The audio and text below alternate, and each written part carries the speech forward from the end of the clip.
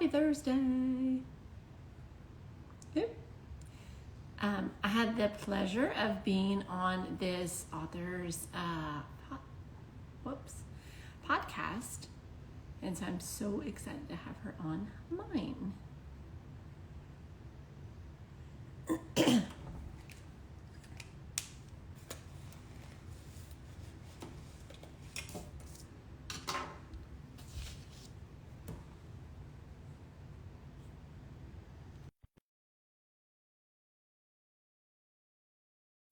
I see you on there. Hopefully you're getting the invite. Hi. Hello, welcome to Let's Go Live. I'm Gigi Meyer, and I have with me Romantasy new adult author Brittany Ranew. Welcome, Brittany. Hi. Thanks for having me. It's good to see you. I know. I was just started the intro, like I was on hers and she's on mine. So I am so excited to turn the tables on you and ask questions. Oh, okay. I see how this is going to be. It reminded me, I was about to say, okay, so I quote Michael Scott a little bit too much because he's not, the office is not on for everybody. And so I was like, how the turntables, but. I love that show. That's fantastic. I say that all the time and some people get it and others are like, oh, you got that wrong. And I'm like, oh, you don't know. So that's great. How the turntables. Welcome. I want to start off with what is Romantasy new adult? So where is the line between romance and fantasy and new adult and young adult? Yeah, well, so my characters are college age. So that's kind of like 18 plus is typically what you could consider new adult. And I feel like that label has gotten more popular over the years. So I think more and more people understand what the new adult label is. And it's really just a way to make sure, like, someone that's younger is not maybe picking up a book that's it's not in their age group. And then, with the romantasy category, as things could potentially get steamy, just want to be careful with that stuff. So, yeah. Does it include profanity? Or could it? I guess. Yeah, that's a good question. I think Okay. so, because you're dealing with older characters. So I think that would be kind of also something that would be understood. It's like, okay, there's probably more profanity, or depending on the book, something more graphic, whether that's violence, whether that's sex related, all of that. So yeah. Gotcha. I forget that profanity is a content warning, and all of mine have it. I mean, I don't say it often in the house, but I'm just like, why do I write it? I don't know. I think for me, I just try to think about it like, what's the natural way people would talk? That's just how I try to think about it. So, yeah. Yeah, profanity is it. Okay, so tell us about your book. I included the excerpt in the social media post. Yeah, awesome. Yeah, thank you so much. So it is New Adult Romantasy. So the series is Riley, Jordan, and the Fire Prophecies. And the first book is currently out. It's Lion of Fire. Book 2 will be out in the fall, which that one will be closed door. So I refer to it as a slow burn romance. It's like Percy Jackson meets Narnia, but for grownups, because we do have college age characters. So there's higher stakes. We have the romance element. There's elemental magic, portal hopping, dragons. I mean, all the fun stuff. Okay, I love that. Say that again. It's Percy Jackson meets Narnia. But for grown-ups. But for yes. Grown-ups. Yeah. That is a great tagline. Yeah, I mean, that's like some of my favorite, like Percy Jackson's my favorite all-time series. Rick Riordan, my favorite author. And so I loved the reason why I chose that is as like kind of like a tagline is I love the idea of having paths of magic, something that's kind of unique to the user. And so that's what I have in my world. But I also love the snarky humor and banter that Rick has with the Percy Jackson series.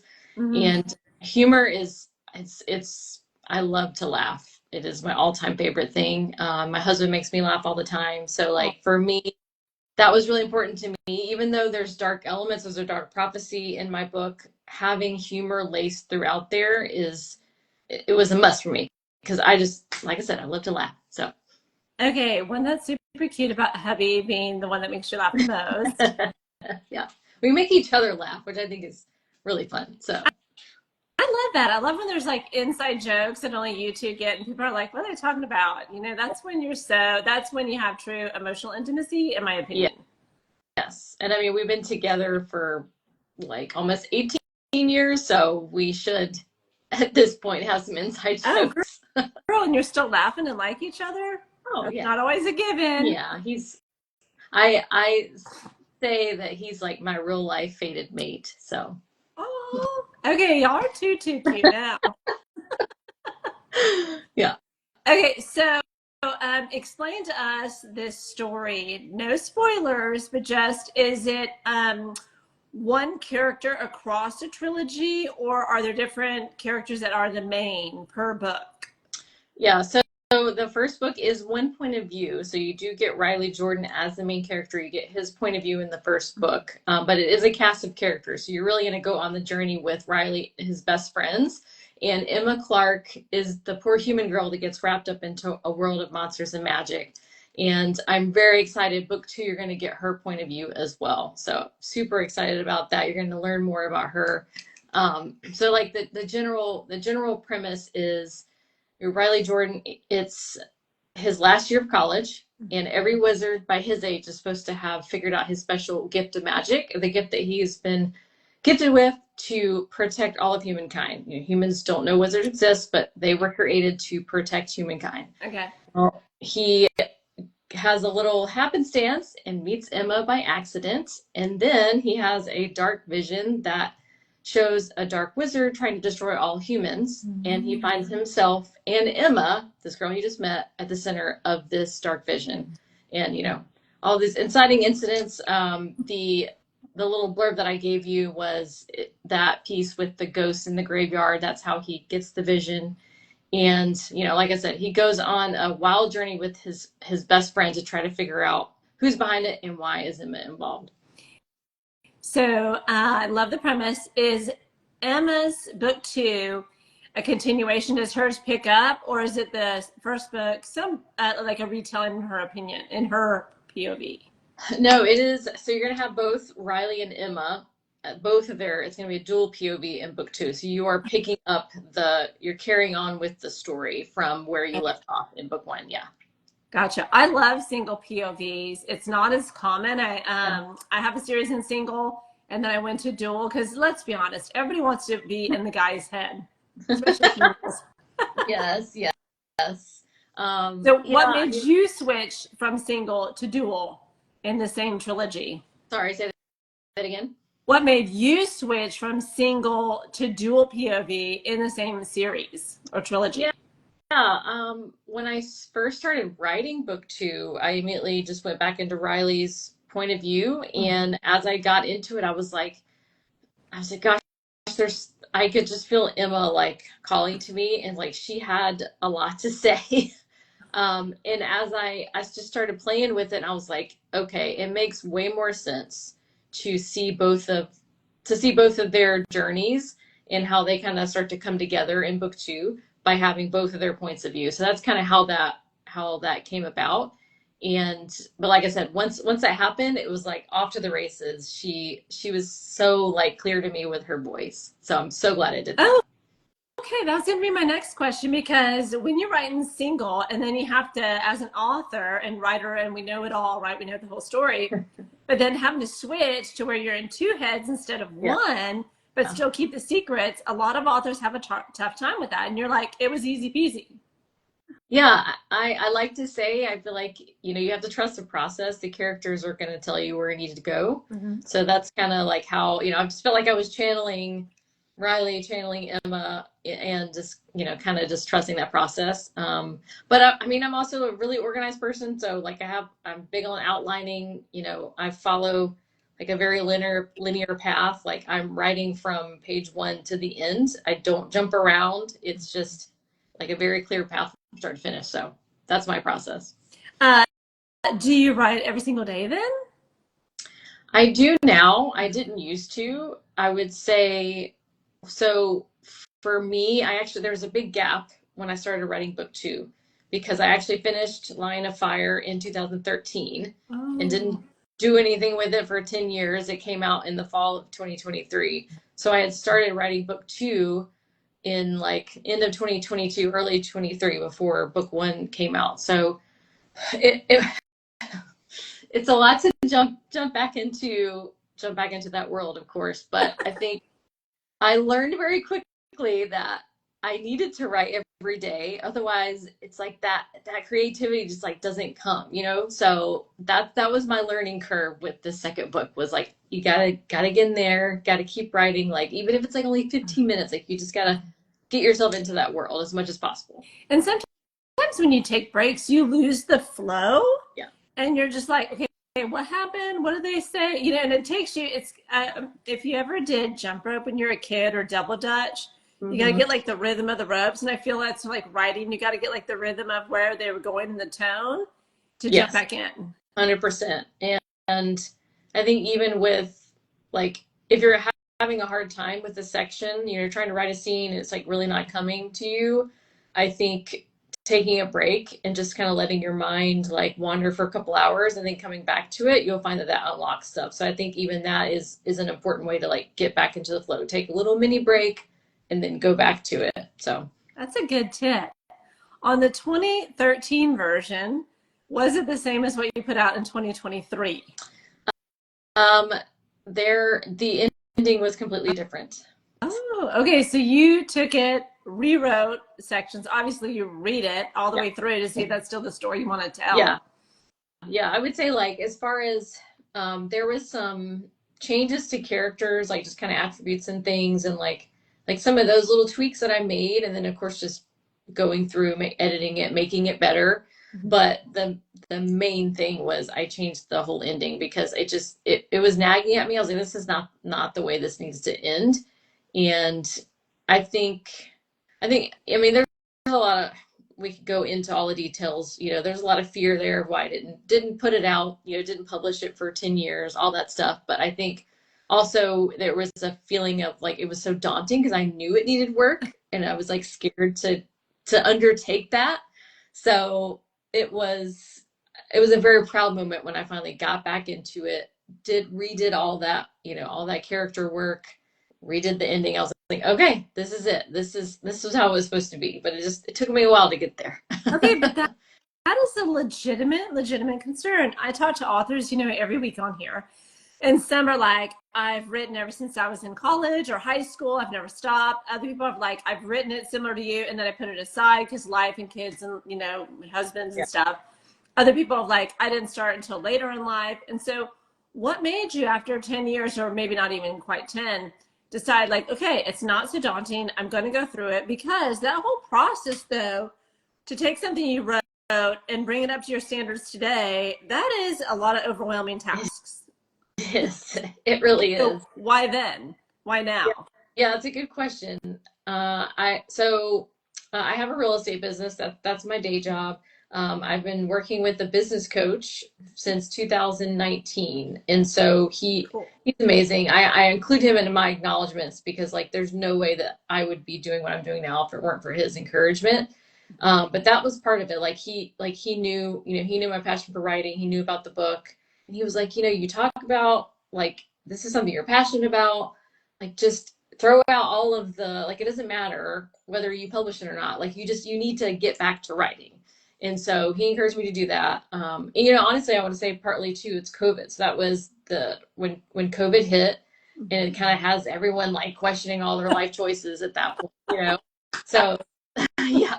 So I think for me, it was just that time of like, you know, introspection and his encouragement. And I just got back into it. And as soon as I did, all of that like passion that I had for that story just came over me. And I was like, oh, this is why I was so obsessed with this, and why I was like pushing so hard to, because like I queried agents, I did all that stuff, and, you know, didn't have success. So like, this is why I was pursuing it in the past. Why did I ever let this go? You know? So yeah, it was really cool to get back into it. Well, sometimes we fall in love again. Yeah, 100%. That's exactly what happened. Yeah. And so when you fall back in love again, you're like, oh my gosh, why did I ever leave you? Yeah. Yeah. It's the craziest thing. But, you know, I'm a big believer in everything happens for a Mhm. reason. And I I needed to be the person that I was in that moment to be able to make the book the best it could have been at, when the first book came out. And like, especially now, I can say that I've written book two, I'm going through editing phase right now, and it's like I couldn't have written this book back then. So it's just like, as hard as it was to go through, the disappointments and all of those emotions, it's like now that I'm here, I'm like, I can see it's exactly the way it was supposed to happen. Oh my gosh.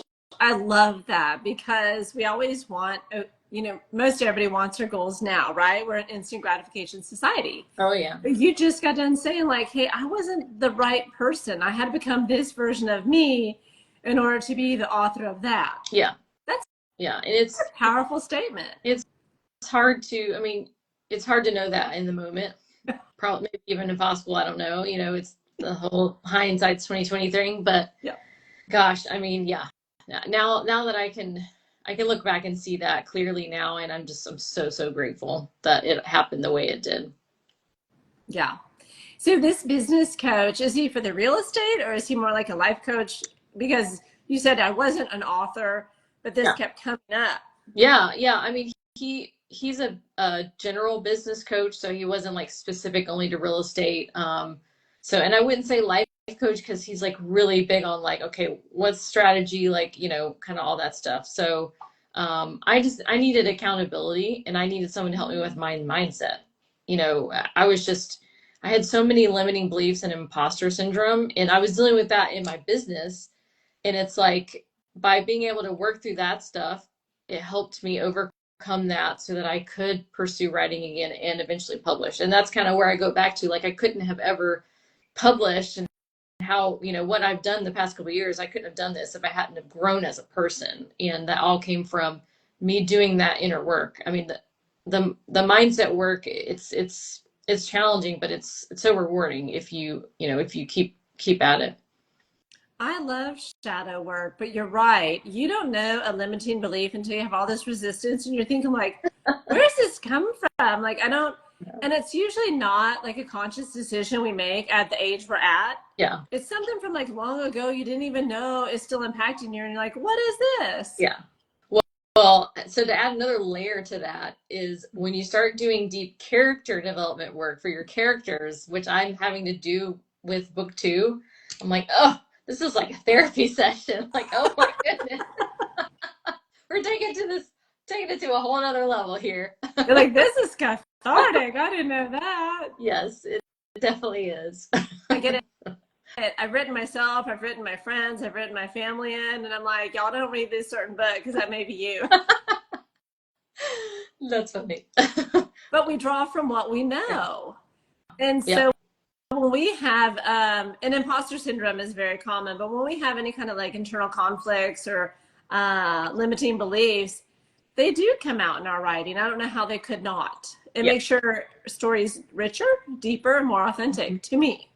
Yeah. Well, and that's honestly where the premise for the book came from was, Riley being a senior in college and he feels lost. And the reason why he feels lost is because he's supposed to have developed his gift of magic and he hasn't figured that out yet. But that sense of like, I'm supposed to graduate and become an adult in the real world, and I don't know what I'm supposed to do with myself. That was how I was feeling because I had graduated college like 2 years prior. I went to school for music. I wanted to be a professional singer, like it's all of these things. And I was like, I feel like I'm meant for more, but I don't know what to do with myself. And so I kind of took all those emotions and channeled it into Riley's character. And yeah, I mean, so definitely like I've have processed a lot of his emotions by writing, Riley through that journey too. And that is so relatable because we expect children at 18, just because they turned 18, to know what they want to do for the rest of life in order to declare when they go to college. And then when you stand on the steps of your university with that diploma in hand, you're like, what are you going to do now? Now you're a real adult and you have a degree. And everybody's just like, I don't even know what I want to do. And so I think that's just like a fallacy that is so common. Yeah, it really is. And it just I think everyone goes on their own journey with that to figure out like their place in the world. And Um, I feel like it took me till probably only a couple years ago with publishing the book where I felt like, okay, I feel like I'm finally like really understanding who I truly am as a person and like walking like boldly in like my purpose in life. So it's like really cool to be at this place now. But yeah, those are all of the feelings that I had to work through myself. Okay, I love this discussion because there's so many people that have writing a book on their bucket list, and there's some kind of resistance that keeps them from doing it. Mhm. And you know, as an author and a writer, it's every single day. It's making the decision every single day to move the ball forward and not to get discouraged, not to listen to the naysayers around you or even the ones inside your head, right? Yeah, the ones inside your head are usually the loudest, I think. They're the worst critic of all. Yeah. But I love that because we always think we have to have life figured out, and so you don't have to at 30 or 20 or 40. You can have multiple careers. You can dream a new dream. That's what I love about it. Yeah, definitely. It's like never too late. And I feel like, I watch a lot of Gary Vee content and he's like really big on that. Love him. Yeah, like he's really big on that. Like, you're 40 years old, you're whatever, you're 50 years old. It's like it's not too late. Like go pursue your dream. And then he always harps on when there's like people who are 20 and they're like freaking out. He's like, you have so much time, just stop. I know. I watch him, and he's like, "You're 20. What do you know?" And I'm sitting there thinking, like, he's not Yeah. wrong. Yeah.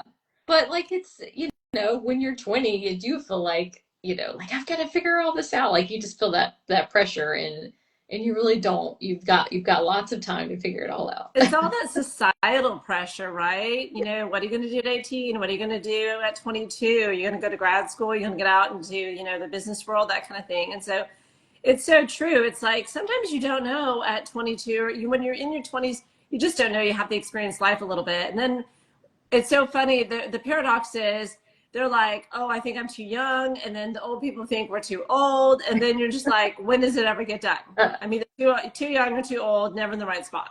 Yeah, yeah. And I mean, the lesson in that is just you've got to take action. Like as scary as it is, you gotta do something. Take a step forward in the direction of where you're trying to go. And, it's just building blocks. It all is gonna come together.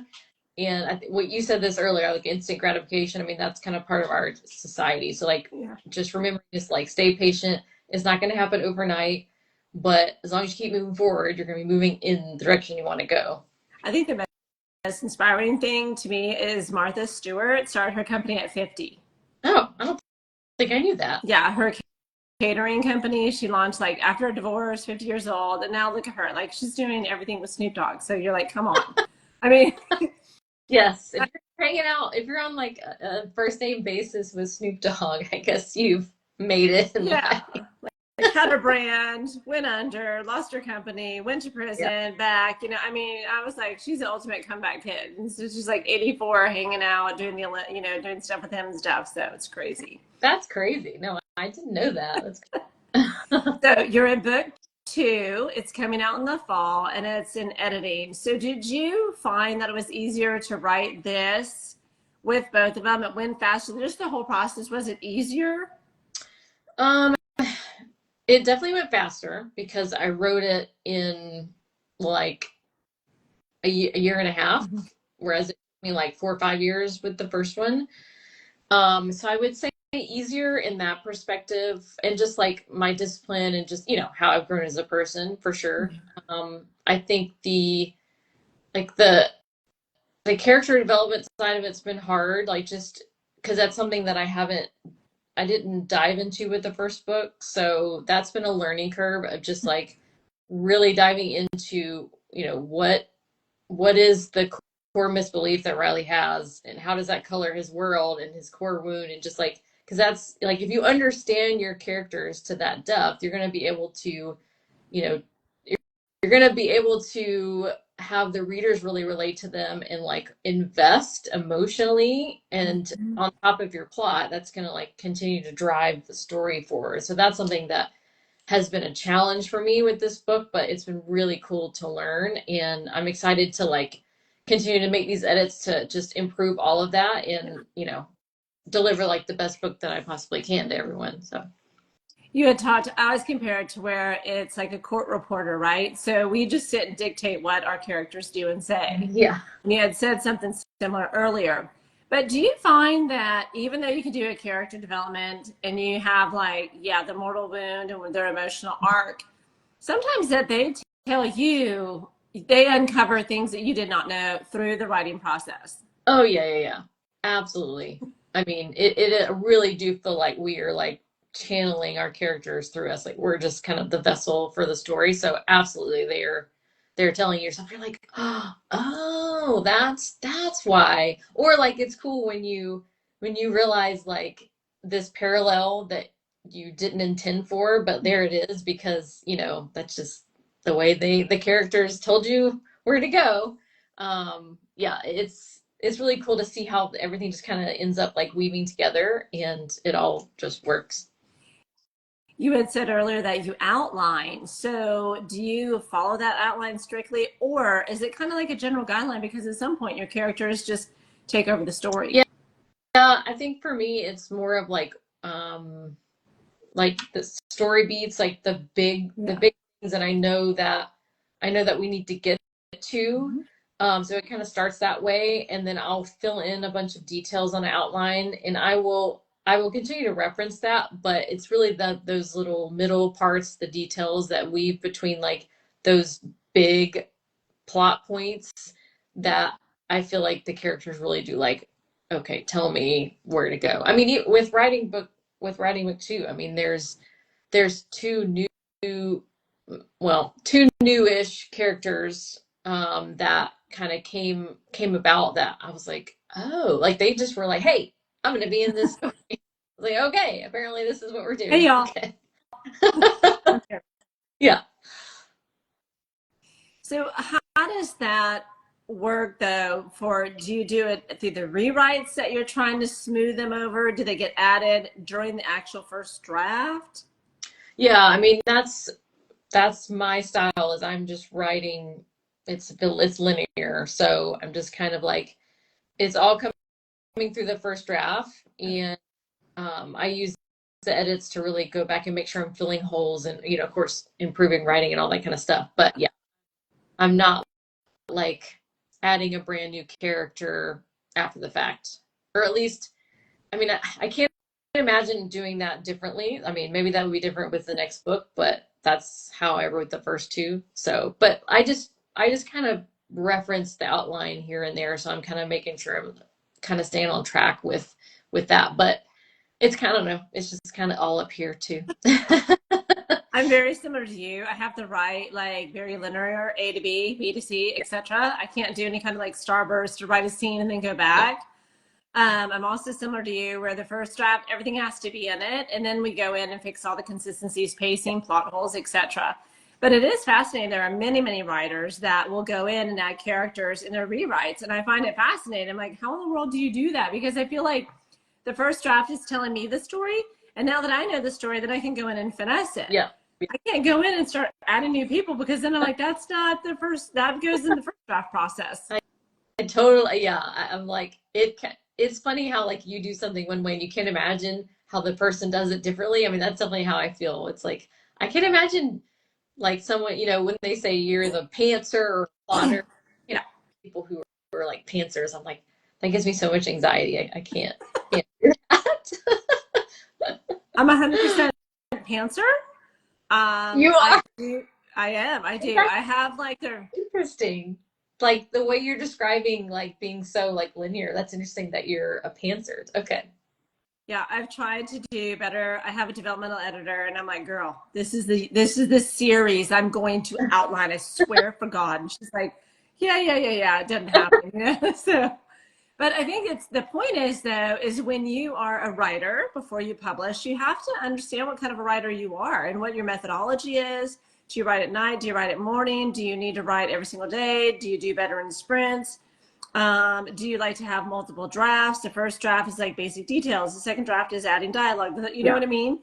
And for that's what sure. I find fascinating when I do these author interviews. There are so many different ways that people write. And so that's why I kind of like to get into the nitty gritty on these interviews because those that are new and aspiring that listen, I don't want them to think there's only one way to do it because there's not. And we've heard that in school. oh, there's only one way to do it. It's a 3 act structure. It's save the hero or save the cat, hero's journey. Oh yeah. No, there's not. Yeah, no, that is a good point. Like it's you could feel like you're doing it wrong, which you're really not, because there's not really a wrong way to do it as long as you get to the end. As long as you can type the end on your manuscript. And so yeah, just kind of trusting yourself, trusting the process. I mean, that's I think the biggest thing. And I think because yeah, it's like everyone does it differently. So you do have to learn to trust yourself and give yourself permission. So if book 2 is done and in edits and comes out in the Mm-hmm. fall, have you started book 3 yet? I haven't. I plan to. Well, I have. That's not really true. I have an outline. I have an outline for book 3 because I've had a million and one ideas, and that has happened as I wrote book 2. I'm like, oh, idea. I'm like, okay, I feel like that doesn't work here. That's a book 3 idea. Yeah. So I have, yeah. So I have this like picture in my head. So, but I haven't started writing it physically. So my plan for that is once I actually do have book 2, like it's been edited, it's ready to be published. Like, we're in that process of getting it formatted and all that, so that the writing portion is definitely done. I would like to jump into book 3 writing because it will still be so fresh and just kind of keep it rolling from there. How long are your books typically? So book 1 edited, published is 130,000 words. Ooh, Which she's thick. Yeah, Love it. and it's fantasy, so those are longer anyway. Currently, book 2, in the version that it's in is 148,000 words. So it's hard for me to say how that's going to land because we're still going through a lot of draft revisions, but it's going to be longer than book 1. It has to at this point. Yeah. I love that. Like I do read fantasy, and I don't think readers care so long as it's well written. You're Yeah, right. yeah. Fantasy genre and romantasy, they are longer books because it's a lot of world building. And then you have both sides of it. You have the romance and you have also the fantasy Yep. side. Exactly. And yes, I mean if you have characters people care about and a good plot, then they're gonna fly through. I Yeah. mean, I read like those books that thick in like a couple weeks myself. So Yeah. We've all read Sarah Moss's books, The Queen, so we know we're yeah, prepared. yeah, percent. Um, so how much then, if you have all these ideas, is it only going to be a trilogy, or would you continue? Do you think you have enough material for like a 4th book, Yeah, or to keep it going? yeah. People ask me that, and I kind of feel like as I've had made like a little outline for book 3, I'm like, I feel like I can resolve it in the 3rd book. But I am leaving it open, as I get into book 3 and just kind of see where that leads me. But it's kind of my gut reaction is that it's going to be 3 books. So, Do you have conflicting ideas, such as shiny, bright new ideas for a different series that have been coming up while you're writing this one? so one of the characters that popped up in book 2 as a new character, um, she totally stole my heart, and I already have like a whole I have ideas for her, like, so I have kept track of some ideas, so those have, which is, it's honestly really cool because like when I've had those thoughts of like, okay, what if I finish this series and I can't, I never write again because I have nothing. And so it's been cool to have like some other book ideas like pop up that are like spin-off from the series. So we'll see how that all pans out. Well, it's a legitimate fear, right? So when we write like one good series, we're thinking like, oh my gosh, I nailed it. A lot of it's proving to ourselves, our limiting beliefs are overcome, Yeah. our imposter syndrome is finally quiet. And so then we think like, oh my gosh, this is it. I only had one good story in me. And that's such a fallacy, but it's such a common fear that authors and writers have. Yeah, like the one hit wonders. Yeah, I had that fear, and so yeah, it feels good to kind of I've broken through that. I think I don't think I have that fear anymore. So, or no, I don't have that fear anymore. So, I I vanquished that fear. You're like, I'm going to do some therapy real quick on here. Hold on. Okay, but I love that though, because I believe in shadow work and I do believe that all that helps. But there's a lot of people that don't believe in it. And I think that it holds you back until you finally address it. Like, Yeah. you can't outrun yourself. Eventually, you're going to have, there's a reckoning and it's going to come sooner or later. I mean, it's a reason why, like, in fiction, the hero's journey is that, you know, what we use as the plot, you know, the plot point, the driving point of the story. It's because that resonates with us. I mean, we're all going through our own hero's journey, and like when you see characters like have that you know, that fatal point in the story where they have to make a different choice, otherwise Yeah. everything's off the rails. It's like we have those moments in our own lives, and if you can, yeah, doing that work, that mindset work, that inner work, it's tough, but it's so worth it. So I highly encourage everyone to do that. I wish I had the objectivity to be able to put a beat sheet over my life to see where I'm at. That's interesting. Right? Because if we're on the hero's journey for ourselves, it's really hard to take a step back and be objective about your own life and where you're at. And then, but it would be great if you could. You're like, oh, where I'm at. That'd be very interesting. You are here on the map. Yeah, I like that. I've never heard you say that really, but that's like really, yeah, that's really interesting. Okay, so Brittany, talk with your coach about that, and then you get back to us Okay. on how it works. I will report back. You didn't know you had an assignment for this interview, and obviously you do. Yes, he would like that, I think. So what do you think is the hardest part of being an author, and what is the easiest? Oh, hardest part. Or vice versa. You can answer them in any order. Well, I mean, okay, I would say like the easiest for me is like getting to talk to readers. Like I love people, so just being able to interact with people, meeting new people, readers, just like seeing how excited they get. Like that's the easiest part for me. Like doing events and just kind of being out in the world, like in the book community. I really enjoy that. And which, you know, I know some people don't enjoy that, so like I find that easy, so like that's really cool for me. The hardest thing I would say, I think, is just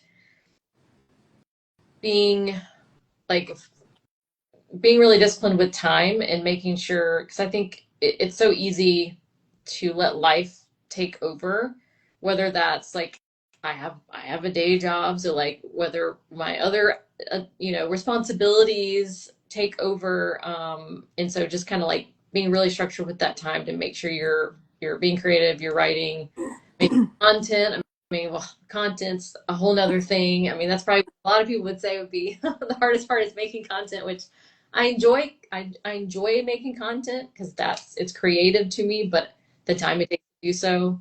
So yeah, that would be my answer. So do you have any events that you're scheduled for this year? Any conferences or any book signings or anything on the schedule? Yeah. I would say I was at a book fair last night in downtown Tampa. It was super fun. Hey. It was really fun. Awesome. I would say like the Tampa Bay area is like we do a good job with book events. Like there's a lot to get involved with. So that's been really cool. And we have some great local independent bookstores that do stuff that I get involved with. So it's really cool. The next event I have is Independent Bookstore Day, which is April 26th, I think. It's a Saturday. Downtown Tarpon Springs. They're doing a book fair, so I'll be there for that. And May, oh, this is cool. I'm excited about this. So May 2nd and 3rd, it's like the Friday, Saturday. There's a Romantasy conference in Orlando. Oh. It's the Alexia Events putting on, and the event name is Stardust and Shadows Soiree, or I think that's right. It's something like that. Yeah. So that's like you know, like a 2-3 day event. So I'll be going to Orlando. That's a big conference, and you'll have a table there? Yeah, I have a table both days.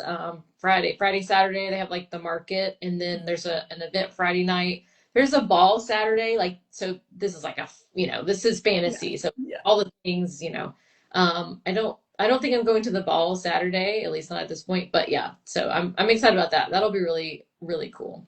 You and hubby won't dress up as king or queen of No, something? that is not him. He would not do that with me. No. Shoot, you can go by yourself. I will be like the evil queen. I'll go by myself. Yeah, that'd be fun. Yes. Some of those are so fun, just to be a fly on the wall and to see what everybody is Oh wearing. yeah. Yeah, it's all, I mean, it's the full costumes and all that stuff. So it's, yeah, it'd be interesting to see. So I don't know, maybe I'll go, but yeah.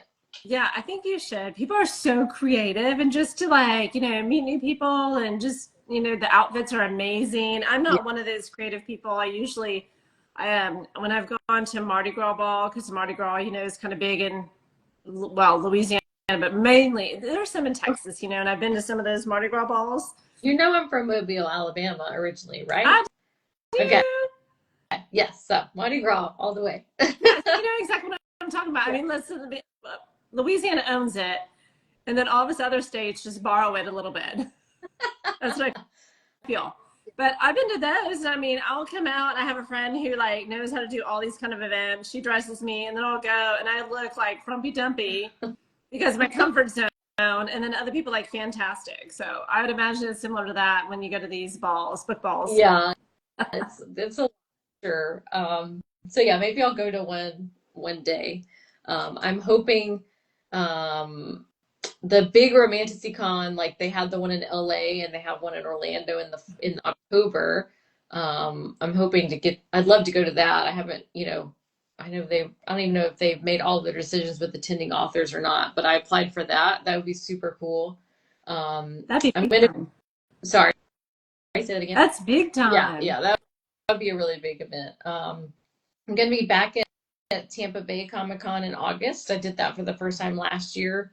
It was amazing. It was like, oh, these are all of my people. Okay, so I'm really excited to go back to that in August. Well, and it's also motivating to write, correct? Oh yeah, yeah. It's very inspiring to be around all that kind of stuff. Yeah, because there's some really creative authors in your space. Yeah, the like you mentioned this earlier, the world building aspect of it, like there's, especially when you have magic, like there's so many things that you can do with that. It's yeah. Mhm. And partly like it's also a challenge because you got to like rein it in. You can't just be like a million new things that the characters are doing on every page, type thing. Okay, so I'm glad you mentioned that because I've interviewed several romantasy and also fantasy authors. And I know there's soft magic, hard magic. Do you create your own magic system? And are there rules to your magic system with your characters that even you, as the author, cannot violate? Yeah, yeah. I think yeah, there's definitely rules. I think the way I approached it is like, like I said earlier when we started, my system is set up where everyone has a special gift of magic. So they have like kind of like an affinity for a particular type of magic. And but it's not like no holds bar. Like there are limits. Like they can't just, create whatever magic they want endlessly. Like they're gonna drain themselves, So they have to, you just kind of think of it from like an energy level, So that's kind of how I have my world set up. So there's abilities that some have that, some don't, that kind of thing that differentiates them. So you have a question, and it says, ask her if she didn't choose to be an author, what else would she be? Oh, well, I would say that's easy for me to answer because I went to school for music and I desperately wanted to be a professional singer and, be on Broadway and all the things, which is partly why I put that into my book. So Emma is going to school for musical theater, and so there's a whole like musical theater elements, which you'll kind of see more of that in book two. Riley's dad used to be a producer on Broadway, so I infuse music into it. So that is my number one passion from a kid has always been Do music. you sing today at any kind of arena or forum? No, I mean, I haven't sung like in so long. I mean, it's kind of sad, but yeah, I haven't sung in so long. Because I thought that was like musical theater. My family, well, my sister's family is from Tampa, and Oh, yeah, I know, a small world. They're well, they're a bunch of criminal defense attorneys, so okay. they're not over there singing show tunes by any means. But anyway, um, but I thought they had like a local. Oh gosh, I can't get this right. Like a local theater, like local talent, not a volunteer theater, but you know what I mean? Not Between St. Pete and Tampa, there's definitely there's local theaters. We have a really big arts community just overall. So there's definitely ways to get plugged in with that stuff. I never have. And to be fair, like I never really got into the acting side of it. That was like something I kind of like wanted to do, but was never really brave enough to like really get into. Which again, I have one of my characters doing it. I'm just gonna live vicariously through her. she's So a theater kid. So, but yeah, I love jazz. Jazz is like where my heart is. So I've done like, sung in jazz lounges and stuff like that in the past, but it's just been a really long time. So I'm probably very rusty at this point. I don't know if you saw his comment. He said she can sing here today. I was like, oh, Okay. let's put you on the spot. Yeah, let's not do Unless you want to break out in Chicago because that's everyone's favorite. yes. That's a good I, one. I know it's such a good one. Or Great Gatsby.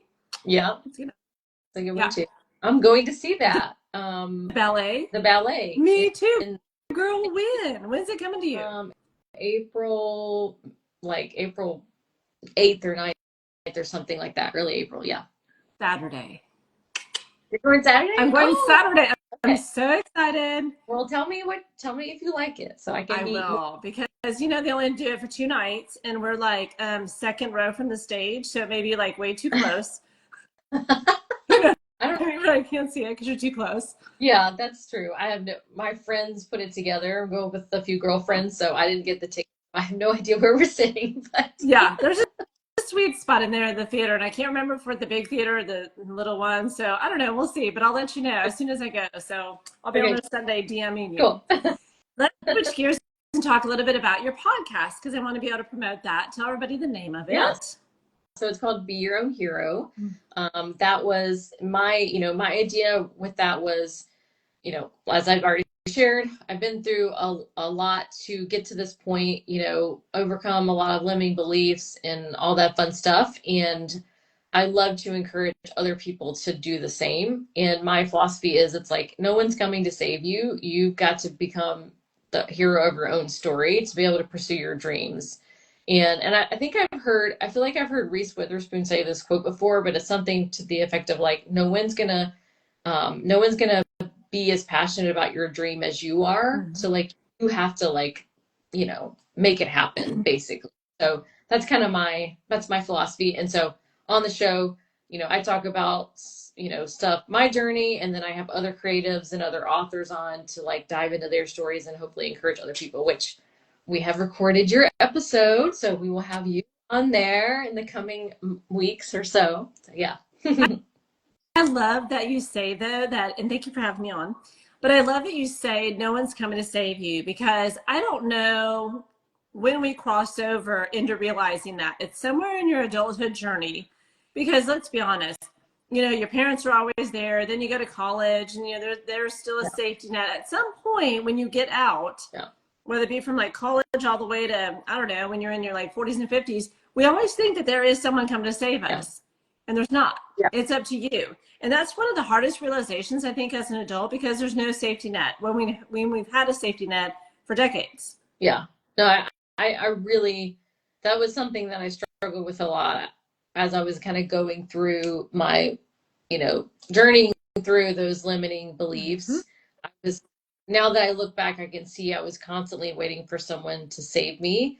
And like, like I got into real estate in 2013. I'm trying to build a business. And I was just like waiting for someone to just hand me business, just kind of like all those little things, I was waiting for someone to just like, oh, you have the best book in the whole world. I'm going to share it with share it with everyone. It's like, no, go out there and, do the hard work. And, you're basically like trying to attract the right people to you when you're, whether it's business or like, in the case of talking about books. So yeah, that was something that I learned so much of in the past, like, probably like 5 to 6 years, especially. It's just learning that no one's coming to save me. I got to do it myself.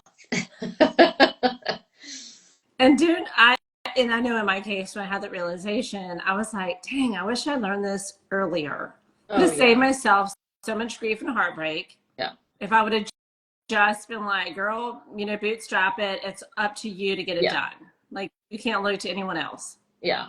And I would say, like, you know, success doesn't happen in a vacuum either. And I don't think those two things are like mutually exclusive. Like, you do need people in your corner, and you do need support. You don't need to be a lone wolf for your whole life. Like, that's not what I'm talking about. Yeah. But the only thing we can control are our own actions and our own thoughts. So that's what I'm talking about. It's like, you gotta take control of things you can control.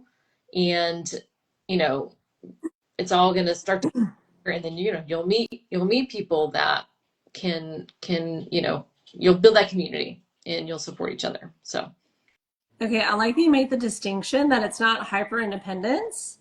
It's not being a lone wolf, but it's just you want to earn things. You don't want it handed to you. I think we have although I say that and a lot of people are like, yes, I would like a J.K. Rowling's contract handed to me at any I mean, moment. yeah. If we like, if someone were going to hand that to me, I mean, sure, I would take it. But I want Reese Witherspoon's company to come and buy my book for the movie rights. yes, 100%. But in actuality, it's through the like blood, sweat, tears, and grit that we become who we are in order to be able to step into that world. Like you had talked about earlier, I couldn't have published that book in 2013 because I wasn't the right type of person to have published that book. I had to grow into this version in order to be able to publish that. Yeah, 100%. Yeah. And it's, we can see all that stuff on the other side of it, and it's hard to see it in the middle of it. And I think that's where it takes like people like us to speak that. And, for anyone listening that's in that place, like, hear us. It's like, you're gonna get through it. Trust yourself. Like, so just, that's where that community aspect comes into play, because we do need encouragement from each other. Oh, for sure. For those people that are listening or watching, how do you find your guests? How do I find my guests for the Right. If show? someone wanted to be a guest on your show, how could they? Yeah, I do have a link. My link in bio and on my Instagram page has a form that you can fill out to request to be a guest. And so specifically, I've had both creative entrepreneurs and authors on, and I've kind of tried to have more authors on recently because I felt like it just really is, like, just kind of where my head's at right now. So I would say right now I'm looking for other fiction authors, or people who are nonfiction that have like a really interesting story to tell, like, around what we're talking about with, because for me, it's like I like to dive into those limiting beliefs and all that mindset work. So yeah, those are the kind of guests that I'm looking for. Okay. Where can people find you? So you said it was in your IG, but tell them what your handle is. Yeah, so it's Brittany Ranew author, and that's where I am on, other social platforms too. So easy to find. So BrittAny and then Ranew author, Brittany Ranew author. Because I think you have another handle professionally. And so when I saw that one, I was Yeah. like, oh, don't pick that one. Yeah, I have Brittany Ranew Realtor. So if you need real estate in the Tampa Bay area, that's my real estate Instagram handle. So Brittany's your girl. yeah. So we had talked a little bit on my interview about structure, writing structure. We talked about goals. So I wanted to visit that a little bit because me and you are very similar, that we like a structure and that we like to hold ourselves accountable. Yeah. So if you're for giving sure. advice to like new and aspiring authors, would you start there? Yeah, I think it's hard to know where you're, like, it's hard to make really good progress if you don't really know where you're going. So I think starting with clarity is really important no matter what like stage you are in that journey. And I think just like also realizing that that's fluid. So like your goals and your dreams, they're going to change, and that's okay. And that's why we talked about this when in our interview, like making annual goals is awesome. Start there, but drilling down to quarterly goals is really where it's at. And then taking it a step further and doing a monthly plan is like even better. So that's how I approach it now, which even took me years to get to that point, but that's how I plan. So I have like a big kind of overarching thing. I always set a word for the year. So I think it's like a little North Stars. I recommend that. My word for this year is visibility, which hey, you're playing a role in that today, so thank you very much. And all that jazz. Yeah, exactly. A little razzle dazzle. So yeah, so word of the year, and just kind of those overarching themes, and then breaking that down to quarterly goals because you know it's easy to fall into that trap of wanting to accomplish a million things, but you know if you can have like a few priorities and really hone in on that, and then kind of drill down from there on what are those action items are going to actually get me where I want to go with these few priorities, you're going to see a lot more progress that way. Do you have any systems or what do you do to break down your goals to keep track Yeah, annual, quarterly, monthly? yeah, would say for me, I'd like to have it in front of me. So I will like make a Google Doc so I can have all that like bullet points and just like getting really granular with it. And then I will like print that out and put it on my wall. But then I also have a couple whiteboards. So I'll kind of take those like priorities and like put some focuses on for like the month or the quarter on the whiteboard. So I don't know. That's my process because I'm like if I can see it in front of me, it's gonna remind me. If it's just like on the in a file somewhere on the computer and I never look at it, that's probably not the best strategy. So It's not, but I love that because most everybody has, Google or Word or Excel. So everybody has that. yeah, And then printing it out and sticking it on as a free resource, right? So it yeah, costs you nothing. yeah, super easy. I think it's really just about referencing it. So yeah, don't create the goals and then never look at them again. That's probably not going to help. So make sure you reference them throughout the year. Spend some time to reflect. And like I put that on my calendar. So put some reflection time, like maybe on a reoccurring monthly basis, or it's like you're going to sit down, you're going to put your phone on do not disturb, you're going to spend 30 minutes to an hour and you're going to reference those goals. You're going to see, okay, am I actually like on track? Am I off track? And what can I do to maybe change that? All that good stuff. Oh, I love that because it's so hard to stay true to us and what we want. There's, like you said, so many distractions. Mm. Life gets in the way. Other people's agendas overwrite ours, and it's challenging to stay true to what you want to get done. It really is. Yeah, what you just said about like other people's agendas, like what's that phrase about like it's your emergency isn't my emergency or something like that. Like, Oh yeah. that happens a lot. So I think just giving yourself permission. I mean, we probably said that a lot, but like that's so true. It's like you really do have to give yourself permission to set those boundaries, to, make that schedule for yourself, to create those goals because the world around you is probably not telling you to go do those things. So you got to give yourself permission to do them. Well, and I feel as women, we give everybody our best, and then we get the rest. Yeah. Yeah. Unfortunately. Not always a good Yeah. thing. Mm-hmm. Okay, so last question. If you could wave a wand in a year from now, where would you be? Ooh, a year from now. Since you're my little goal setter. Yeah. Or, Oh, okay. okay, how about this? You said you set annual goals. So if you could wave a wand at the end of the year, where would you be? Yeah. So I I would love to. So like my goal for the second book launch is to be like way more intentional with it. And, just the things that you learn along the way. So to have like, if I'm at the end of the year and my second book launch is like way like more organized and I felt like I reached the audience that I was trying to reach. And of course, that would include like meeting new people, I would feel like really, really, really happy with that. Okay, that is a great response. So, and I hope that happens, and I will help promote you as best I can. So, of course, I know we'll stay in touch because we're now like new besties. Yes, we are. Thank you so much. All right. Well, it's been a fun, fast hour. I'm going to have you back in the fall when we are closer to your release, so then I can also help promote it there too as well. Thank you. I appreciate that. Yes. Thank you so much for tonight. And again, one more time, if you can tell everybody your handle and the name of your series and the book that's already out. Yes. You can find me on all the social platforms at Brittany Ranew Author. And my website is thefireprophecies.com. Series Riley Jordan in the Fire Prophecies. Book 1 is Lion of Fire, and it is out now. And I haven't released the title of book 2 yet, but stay tuned. That'll be in the fall. Wonderful. Thank you so much, Brittany. Thank you. I appreciate you. Thank you. Bye-bye.